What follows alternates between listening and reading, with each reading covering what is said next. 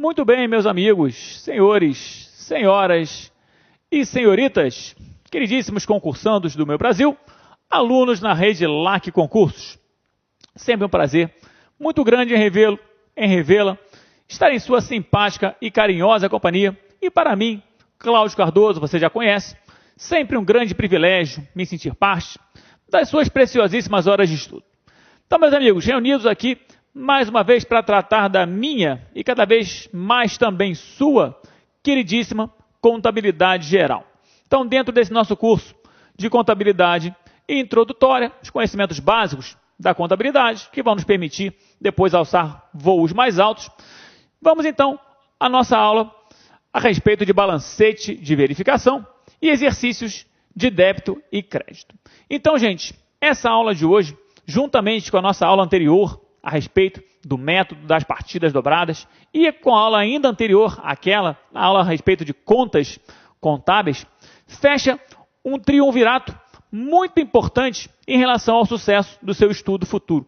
Então, primeiro aprendemos o que vinha a ser uma conta e como ela era movimentada graficamente.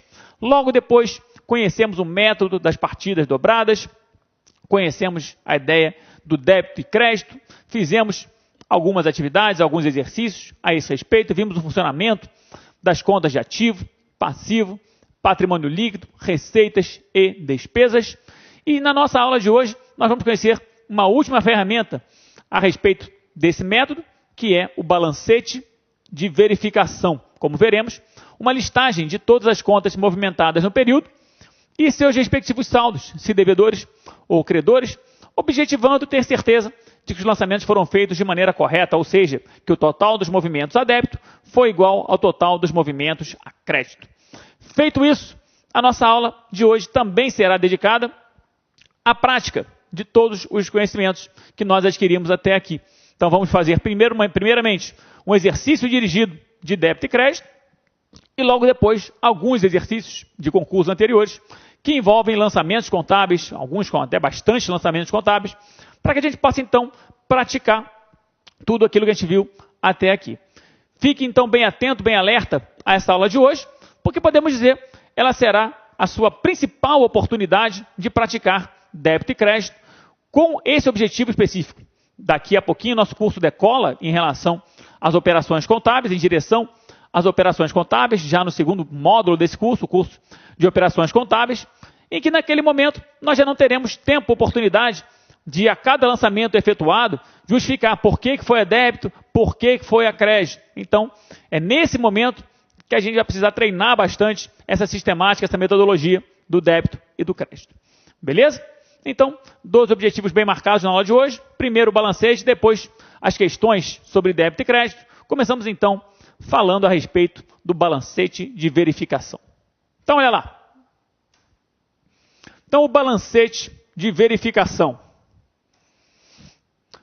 O balancete é a relação de contas e seus respectivos saldos extraídos de um livro contábil denominado Razão, cujo objetivo é verificar se o total dos débitos é igual ao total de créditos. Muito bem. Como eu disse, nós vimos em nossa aula anterior que o método das partidas dobradas pressupõe que o somatório dos lançamentos efetuados a débito em determinado fato contábil precisa necessariamente ser sempre igual ao somatório dos lançamentos efetuados a crédito. Então, o balancete tem por finalidade justamente verificar se essa premissa foi cumprida.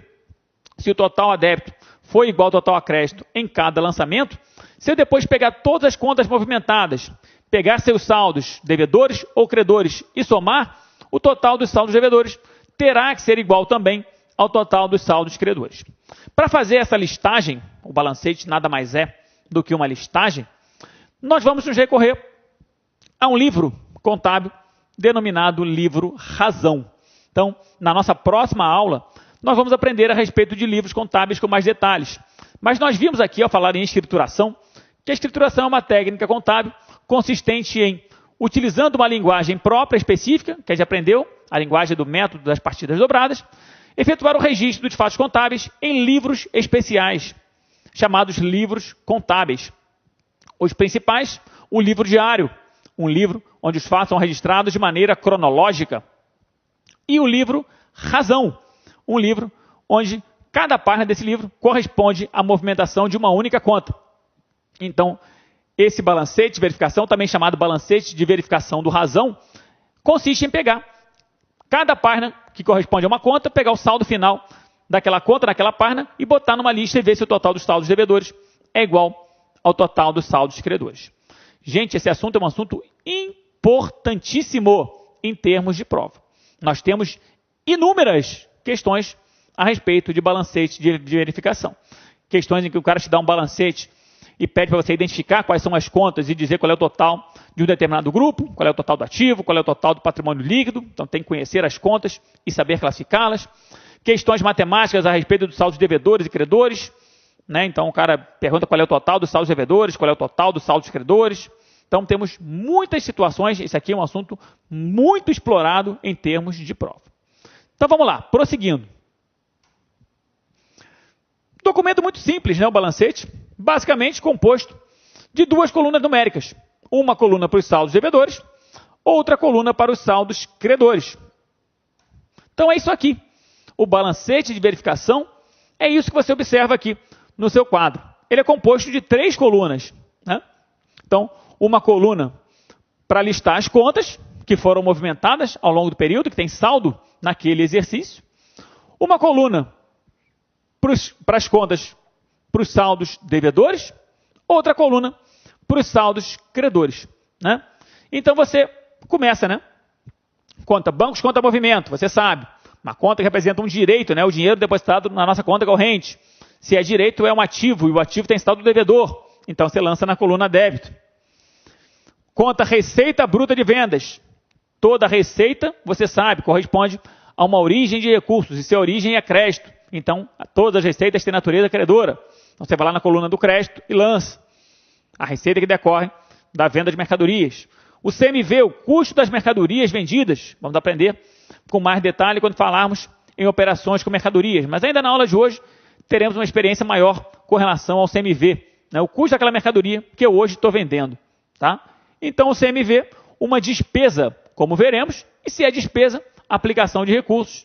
Toda despesa tem natureza devedora. Então, lançou na coluna dos débitos.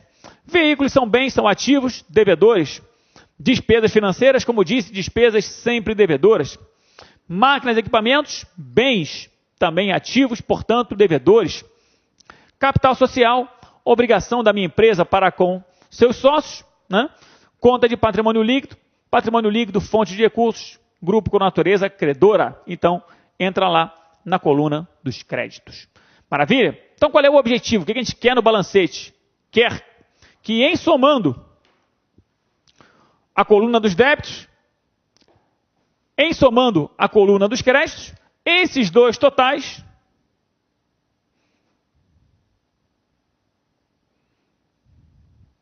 sejam necessariamente iguais. Se ao somar não der igual, significa que você, ao fazer a sua escrituração, fez algum lançamento errado. O total dos débitos não foi igual ao total dos créditos, então você vai ter que buscar esse erro e refazer tal escrituração. Perfeito? Maravilha. Então, olha lá, gente.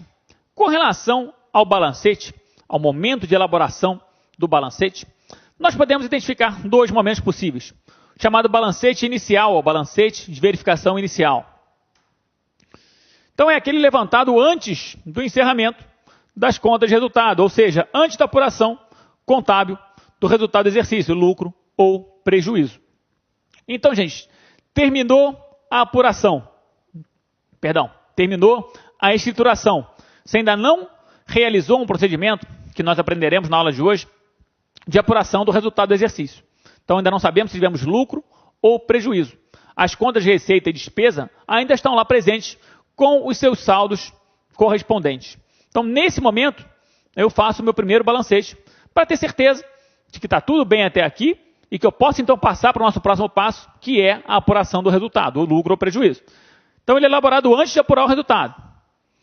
Então, nesse balancete, eu vou ter as contas patrimoniais e também as contas de resultado, as contas de receita, as contas de despesa.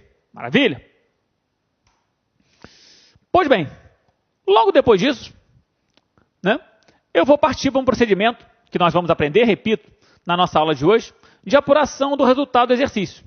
Eu vou então encerrar todas as contas de receita, todas as contas de despesa, contra uma outra conta transitória chamada apuração do resultado do exercício. E então eu saberei se a companhia teve lucro ou teve prejuízo.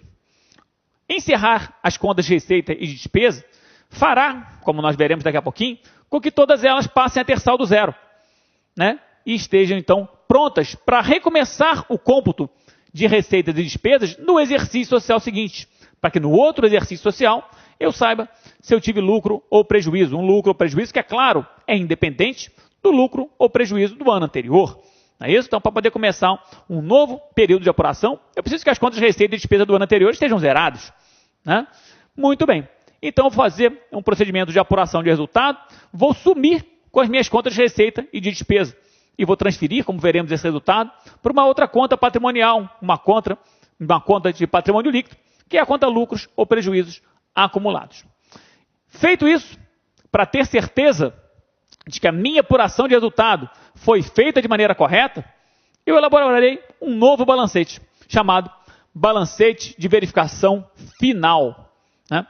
Ele é levantado, então, após a apuração e distribuição do resultado do exercício.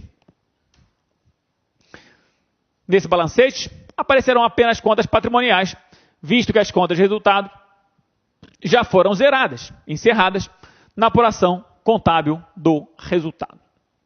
Então, o balancete final só tem as contas que vão ao balanço. Então, esse balancete, na verdade, ele dará origem ao balanço patrimonial. Então, estou com todos os saldos ali, já fechei o meu resultado, as contas estão ali, a partir de agora é só classificar essas contas dentro dos grupos do balanço patrimonial e poder apresentar o balanço patrimonial. Cláudio, não entendi muito bem esse negócio não, fica tranquilo, que daqui a pouquinho a gente vai fazer um exercício dirigido de débito e crédito. A gente vai pegar uma empresa começando do zero e vamos fazer 10 ou 12 fatos contábeis diferentes, né? Registrar toda a vida patrimonial daquela empresa durante o período e, feito isso, nós vamos fazer balancete inicial, apuração do resultado, balancete final, balanço patrimonial. Cláudio, você está me dizendo que na aula de hoje, então, nós vamos fazer um balanço patrimonial? É, isso aí. Caramba, Cláudio, que emoção! Né? Com 4 aulas, 5 aulas, já vou ser capaz de fazer um balanço? Claro que vai. Cláudio, posso pegar esse balanço e emoldurar, colocar na parede do meu quarto, como orgulho? Claro que pode. Né? Bacana, muito bacana. Então, olha só, daqui a pouquinho a gente chega lá. Espera aí. Então, gente, olha aqui, ó. Vamos começar, então, a resolver algumas questões a respeito desse balancete, para ganhar alguma intimidade, alguma naturalidade com esse balancete. E vamos aproveitar, então, esse momento para começar aquele trabalho, ou continuar aquele trabalho, que eu mencionei para você na aula anterior. O trabalho de conhecer as contas contábeis, aumentar a sua literatura de contas contábeis, saber o que representam, onde são classificadas, consequentemente, qual é a sua natureza, se devedora ou credora. Estudos de balancete sempre é muito propício a esse tipo de coisa, porque questões de balancete geralmente trazem listas grandes de contas para serem classificadas. Mas antes disso, uma questão teórica sobre o balancete. Uma questão teórica e uma questão recente de um concurso muito importante, o auditor fiscal da Receita Federal do Brasil, então o fiscal da Receita, último concurso, o ano 2012, uma questão da ESAF, que pergunta o quê? O balancete de verificação evidencia. Então, evidencia o quê? Vamos lá. O balancete de verificação evidencia os estornos efetuados no período? Não. Estornos são procedimentos de correção de erros efetuados na nossa escrita contábil. Se eu tinha que lançar, por exemplo, uma receita de 10 mil, lancei de 100 mil, lancei a maior, para corrigir esse erro, uma das possibilidades é chamada estorno, né? Estorno total ou estorno parcial. Na nossa próxima aula, ao falarmos dos livros de escrituração, conheceremos os principais tipos de erros que podem ser cometidos e como corrigi-los. Falaremos então com mais ênfase nesse momento a respeito do que vem a ser um estorno. Fato é, o estorno não é visível, né, ao observar o balancete, que é apenas uma relação de contas e seus saldos finais. O estorno é feito durante o período, vai impactar o saldo final, mas a gente não consegue enxergá-lo, tá certo? Ao olhar um balancete, está fora. Letra B, a configuração e a classificação correta dos itens contábeis. Não, o balancete não faz classificação. Ele é uma lista de saldos, devedores e credores. né, se estiverem todos corretos, eles serão configurados e classificados no balanço patrimonial e não no balancete. Letra B, fora. Letra E, a igualdade matemática dos lançamentos efetuados no período. Ah, Cláudio, peraí. Eu acho que esse aí é o nosso gabarito. Você está ficando craque, hein? Está bem treinado, hein? O balancete tem como principal objetivo o quê? Verificar se o somatório dos saldos devedores é igual ao somatório dos saldos credores. Perfeito? Então, é isso aí. Igualdade matemática. Letra D, registro de movimentos individuais nas contas contábeis do período. Para você ver o que movimentou cada conta só olhando para o livro. Só indo lá no livro razão e tendo o histórico de movimentação da conta caixa, da conta bancos. Teremos mais uma noção a respeito disso em nossa próxima aula, falarmos de livros. Maravilha? Então a letra D está fora. A letra E, os lançamentos do período, quando efetuados de forma correta no período. A gente só consegue ver lançamento, acabei de dizer, olhando para os livros, né? Seja o livro diário, em ordem cronológica, seja o livro razão, um livro sistemático, mostrando uma página para cada conta. Então, a primeira questão da aula de hoje fica com o gabarito, a nossa letra C, última remanescente aqui da nossa resolução. E então podemos seguir adiante. Seguir para a nossa questão de número 2. Questão do concurso de analista tributário da Receita Federal do Brasil. Então, o antigo técnico da Receita, hoje analista. Também do último concurso, aplicado no ano de 2012. Então, teremos aqui uma questão clássica a respeito de balanceio de verificação e também, podemos dizer assim, uma questão no estilo ESAF de ser em questões a respeito do balancete. Quando a ESAF faz questões a esse respeito, geralmente se utiliza de planos de contas muito longos, muito extensos, com 20, 25, às vezes 30 ou mais contas para serem classificados. Uma desnecessidade, a meu ver, mas a banca gosta de trabalhar assim e você deve estar preparado para isso. Então, pode não ser nem difícil às vezes, mas é extenso, é trabalhoso, tem muita conta para analisar. Então, vamos ver como é que isso se comporta. E para a gente, então, excelente, já que a gente precisa mesmo aumentar a nossa literatura de contas. Então, vamos lá. Companhia Metal Grosso apresenta, como extrato de seu livro Razão, a seguinte relação de contas e respectivos saldos. Então, temos aqui uma lista de contas e saldos, né?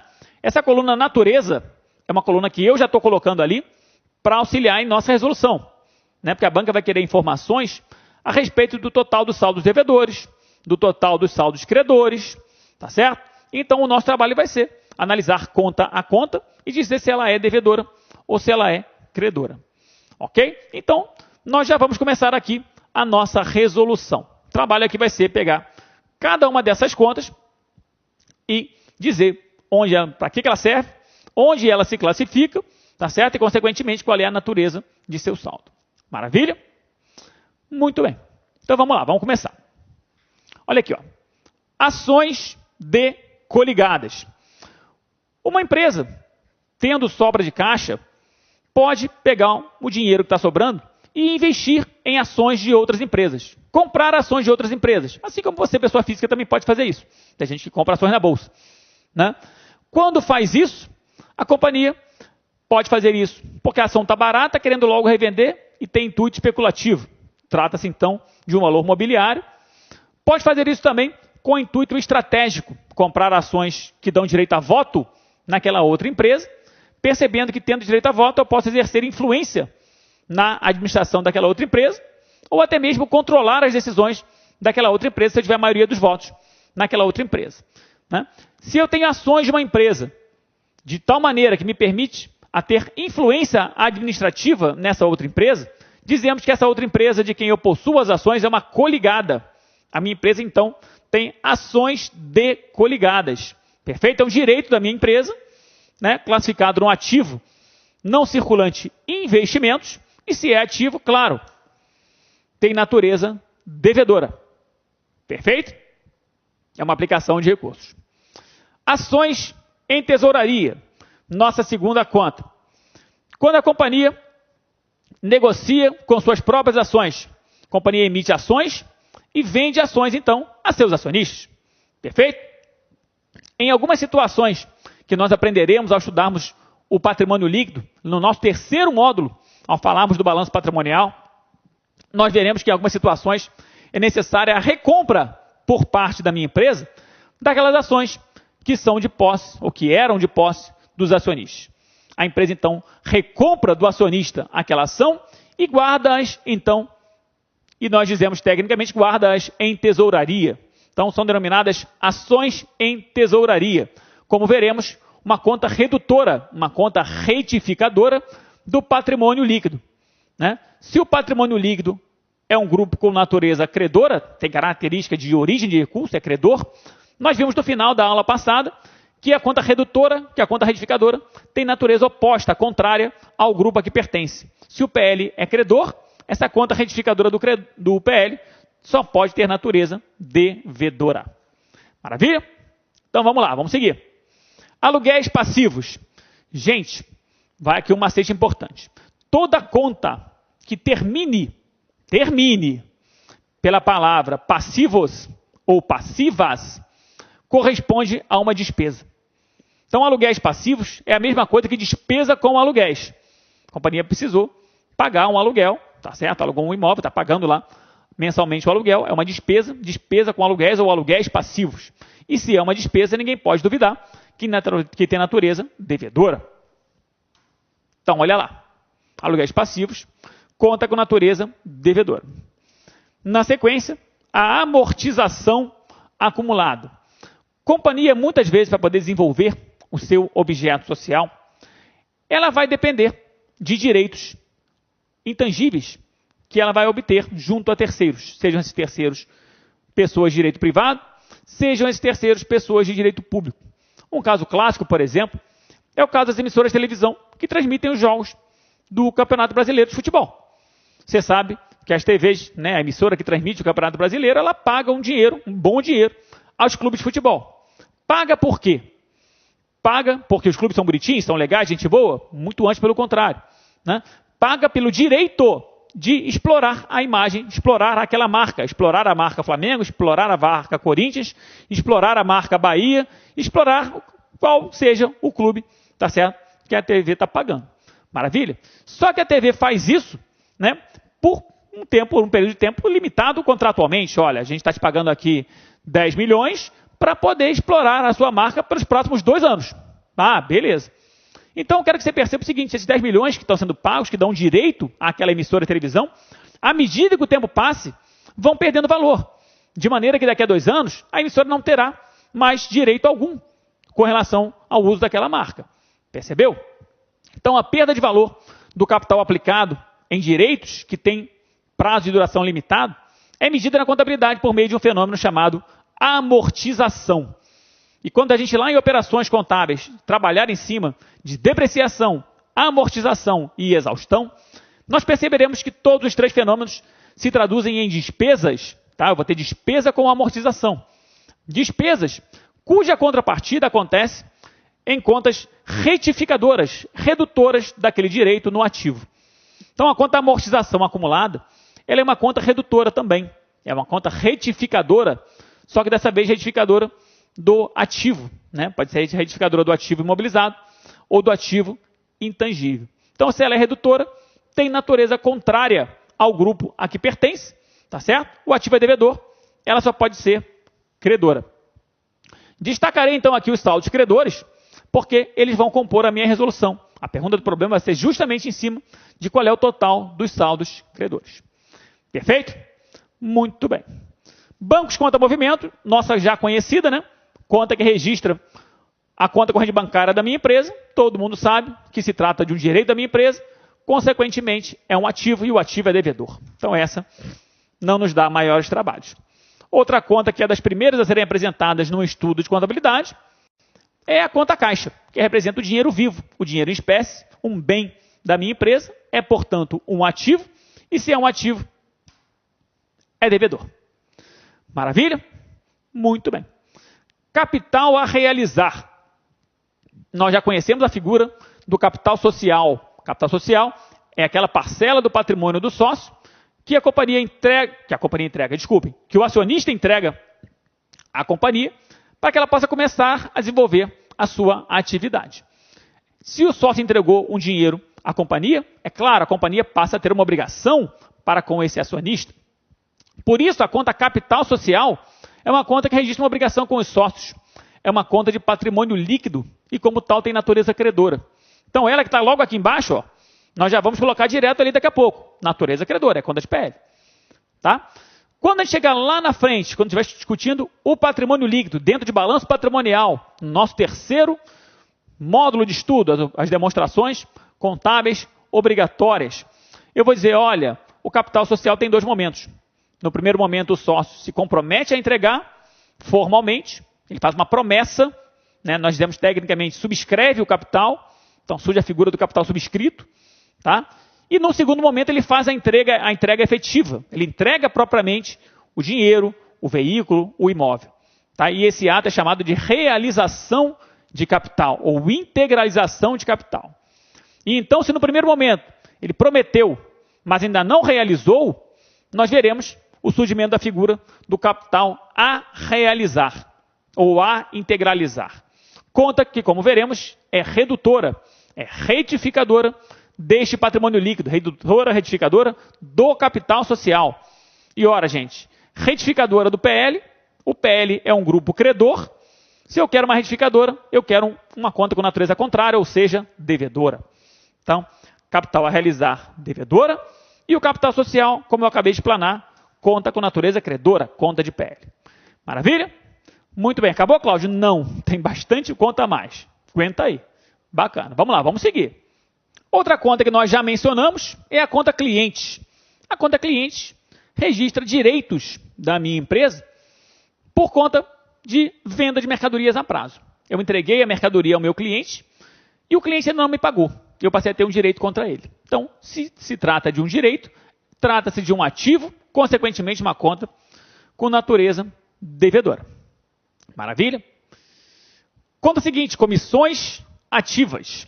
Olha, gente, do mesmo jeito que eu disse que contas terminadas pelas palavras passivos ou passivas traduziam-se em despesas, da mesma maneira agora eu repito, contas que terminem, tem que terminar, tá certo? Pela palavra ativos ou ativas, são contas de receita. Então, comissões ativas equivale a eu chamar isso aqui de receita de comissões. A companhia recebeu alguma comissão por conta de alguma intermediação que ela praticou. Se é receita, receita é fonte de recurso, é origem, toda receita tem natureza credora. Maravilha? Então tá bom. Custo das vendas, chamado custo das mercadorias vendidas, ou simplesmente custo das vendas. Daqui a pouquinho, no nosso exercício dirigido de débito e crédito, a gente vai ter a oportunidade de ver uma empresa que compra estoques e logo depois revende. Mas é fácil imaginar. Imagina você que a minha empresa vai até uma indústria e compra 10 pares de sapato. Cada um custou R$5. Então eu chego lá, compro 10 pares de sapato, pago 50. O custo unitário de cada um é 5. Beleza. Aí eu boto lá para vender na minha loja. Você entra na minha loja e diz, eu quero comprar esse par de sapato. Eu vou e te vendo por 8, digamos. Então eu fiz uma venda cujo valor nominal é 8. Então estaremos diante de uma receita bruta de vendas de 8. Mas será que 8 é o meu lucro? Não, Cláudio, 8 é a sua receita. E essa receita eu tenho que comparar com o custo, com quanto me custou aquele par de sapato. Aquele par de sapato me custou 5, não foi? Ah, vendeu por 8 um par que lhe custou 5, o lucro é 3. Ah, agora sim. Então esse 5, tá certo? O custo daquele estoque que eu hoje estou vendendo é chamado de custo das mercadorias vendidas, ou CMV, ou simplesmente custo das vendas. É uma conta com natureza de despesa, embora chamada custo, né? E se é despesa, toda despesa ela é devedora. Bom, depreciação. Já falei um pouquinho aqui sobre depreciação, amortização e exaustão. Também tinha falado na aula anterior, no finalzinho da aula anterior, ao citar a redutora, ao citar a retificadora, como principal exemplo, a depreciação. Então, falei eu aqui naquela ocasião que quando uma companhia compra um veículo por 50 mil e registra então esse veículo inicialmente pelo seu custo, 50 mil, tem que ter a percepção de que daqui a um ano esse veículo já não valerá 50 mil. Ele vai perder valor ao longo do tempo, fruto do seu uso, fruto da ação da natureza, fruto da obsolescência. E isso é medido na contabilidade por meio de um fenômeno chamado depreciação, que, a exemplo da amortização e a exemplo da exaustão, vão se transformar em despesas da minha sociedade. Então, vou fazer um lançamento, um movimento a débito em despesas, e virão acompanhadas de uma conta redutora, retificadora do ativo que está perdendo valor. Então, depreciação, amortização ou exaustão acumulados. Né? Então, está aqui logo na sequência. Depreciação ou despesa com depreciação ou encargos de depreciação, né, é a conta de despesa. E se ela é despesa, ela é devedora. Né? As retificadoras, a contrapartida desse lançamento, são a depreciação, a amortização ou exaustão acumulados. Como eu disse, são contas retificadoras do ativo. Se o ativo é devedor, a redutora, a retificadora, tem que ser credora. Então lá vai a nossa depreciação acumulada, com sua natureza credora. Ufa, Cláudia, é muita informação. Mas veja bem, está tudo gravado, você pode ver a aula com calma, volta, vê várias vezes e vai então para poder ir assimilando aos poucos essas contas todas que vão aparecer para você. Muito bem, vamos sair da aula de hoje aqui com bastante contas dentro do nosso literatura, dentro do nosso glossário, beleza? O que mais? Descontos. Descontos concedidos pela minha empresa são sacrifícios que a minha empresa faz para vender. O cara chega lá, eu quero comprar esse passapato, quanto é que está? R$100, está caro, me dá um desconto? Tá bom, te dou um desconto. Então a gente viu aqui o conceito de despesa, né? Um dos conceitos de despesa, todo o sacrifício que a companhia faz para conseguir obter uma receita. Então descontos concedidos são despesas da minha empresa. E se são despesas, têm natureza devedora. Ao contrário, descontos obtidos pela minha empresa aumentam a riqueza. Se eu compro um estoque que em tese vale 100 e obtenho um desconto de 10%, paguei apenas 90, eu desembolsei 90 por algo que vale 100. Então eu estou ficando mais rico. Então os descontos obtidos são receitas, são fontes de recursos e como tal tem natureza credora. Toda receita é credora. Tá certo? Despesas de organização, como o próprio nome diz, despesas. Então, despesas iniciais da minha empresa, despesas como despesas pré-operacionais, ou de organização da sociedade, de criação de setores, ou de encerramento de setores, de reorganização. Então, despesas, né? Toda despesa é devedora. Muito bem, já foram 16. Pensa que acabou? Não. Então, vamos lá.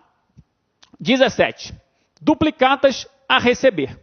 Gente, duplicata é um título de crédito emitido pelo credor, tá certo?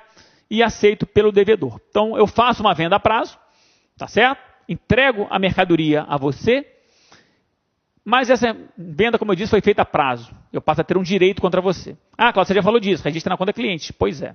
Né? Mas pode ser que a companhia, para garantir formalmente esse direito, emita um título de crédito contra aquele credor.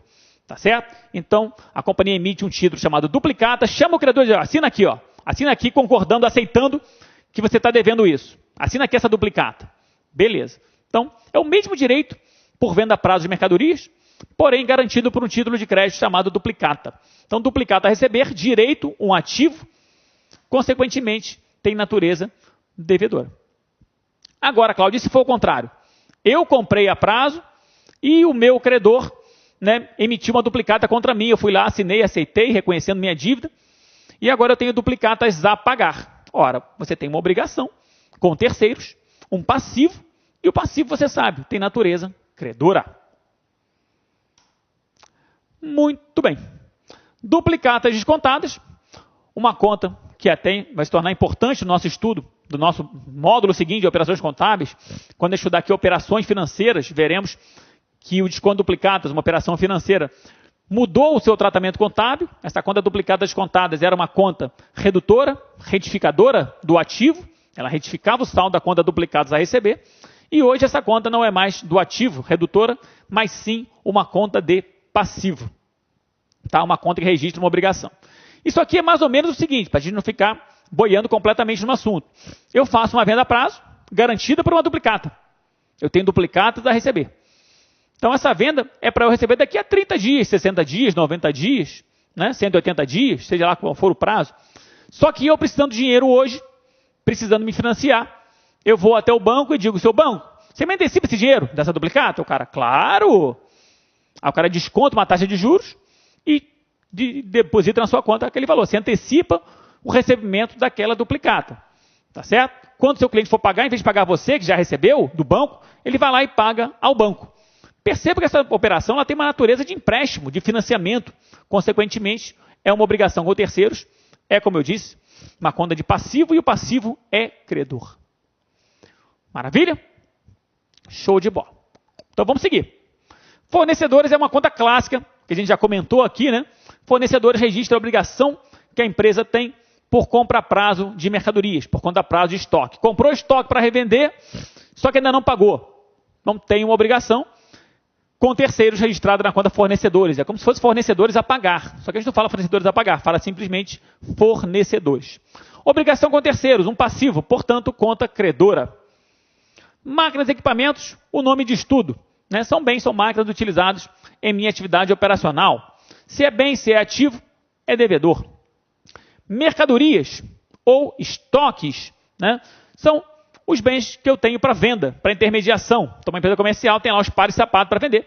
São minhas mercadorias, são meus estoques. São, claro, bens da minha empresa, são ativos.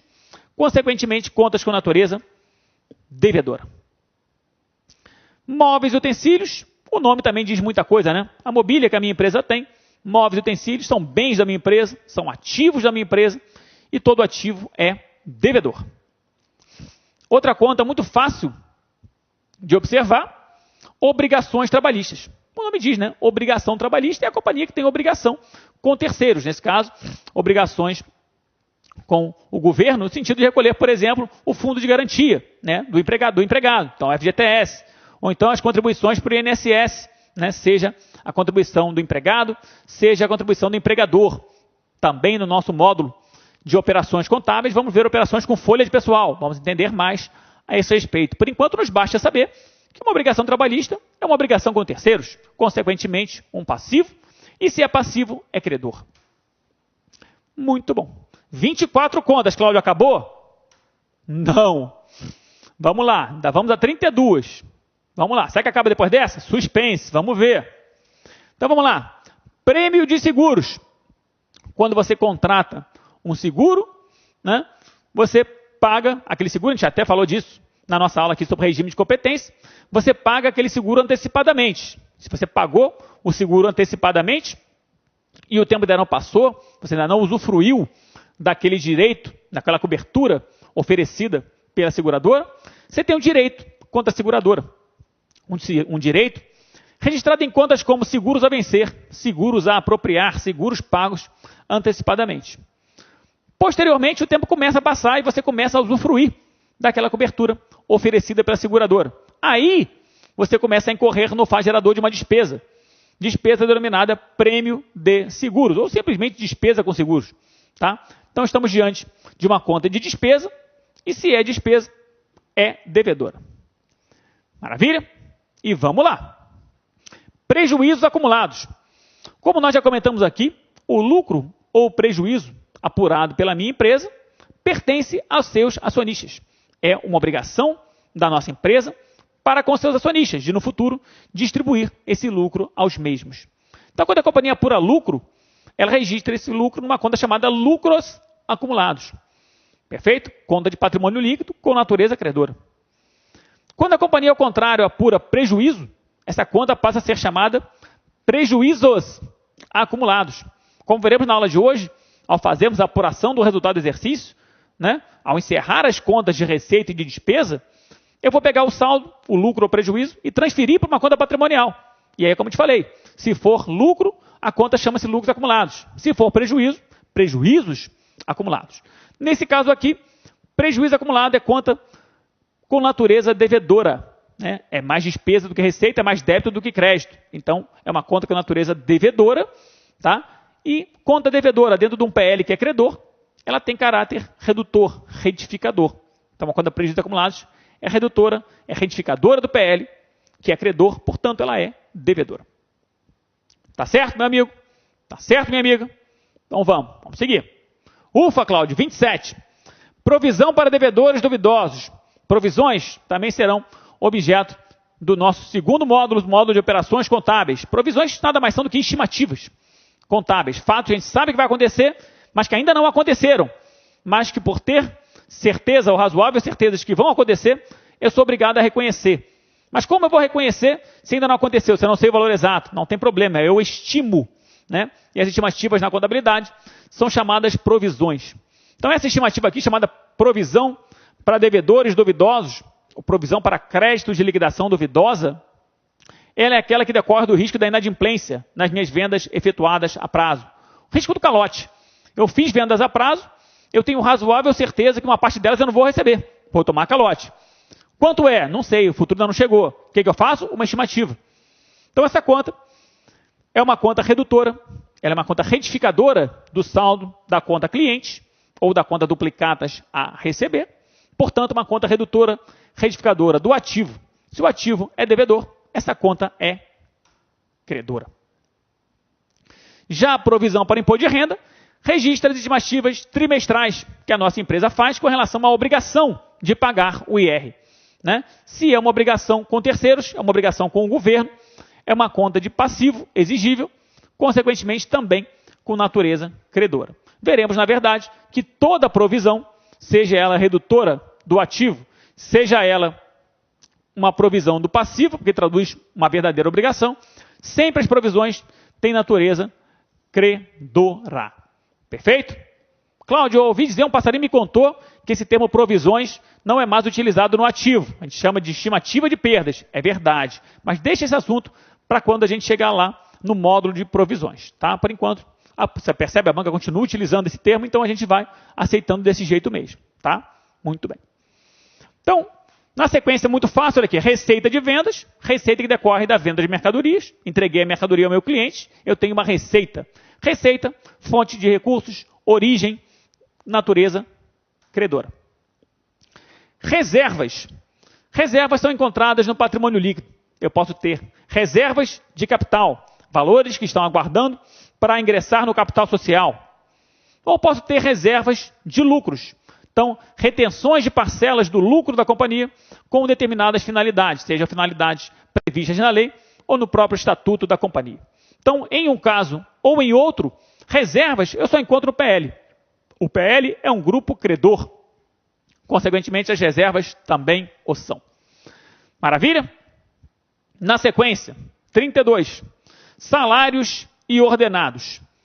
Então, gente, a companhia tem lá seus empregados, o cara trabalha, tá certo? Ao completar 30 dias de trabalho ou 31 dias de trabalho, a companhia passa a ter a obrigação de pagar os salários daquele empregado. A obrigação é denominada salários a pagar. Aliás, eu acho que eu já falei isso aqui. Conta terminada em verbo é conta patrimonial. Então, quando é salários a pagar, Cláudio, isso é uma despesa? Nunca. Né? Porque a conta termina em verbo é patrimonial, não é de resultado. Não é receita, não é despesa. Tá? Então, quando chega no dia 31, eu reconheço a obrigação, salários a pagar, a crédito, e junto com ela eu reconheço uma despesa, chamada despesa com salários, ou salários e ordenados. Então, despesa com salários, salários e ordenados é a mesma coisa. É uma despesa, é devedora. E agora, Cláudio, acabou? Não, mas está quase. Só faltam 3.